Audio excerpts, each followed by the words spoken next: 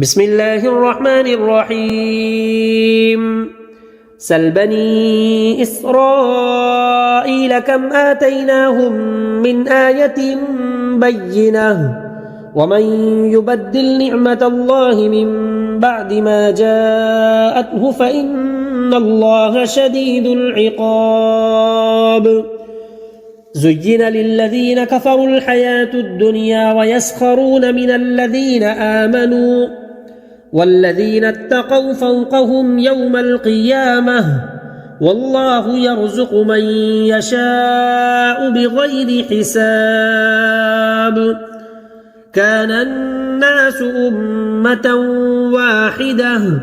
فبعث الله النبيين مبشرين ومنذرين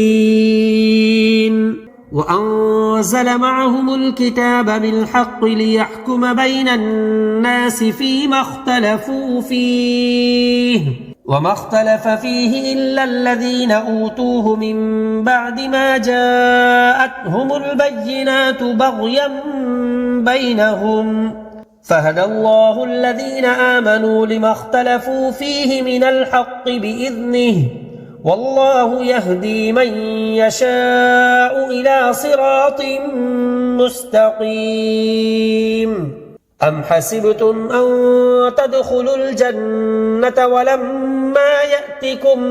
مثل الذين خلوا من قبلكم مستهم البأساء والضراء وزلزلوا حتى يقول الرسول والذين آمنوا معه متى نصر الله ألا إن نصر الله قريب يسألونك ماذا ينفقون قل ما أنفقتم من خير فللوالدين والأقربين واليتامى والمساكين وابن السبيل وما تفعلوا من خير فإن الله به عليم كتب عليكم القتال وهو كره لكم وعسى أن تكرهوا شيئا وهو خير لكم وعسى أن تحبوا شيئا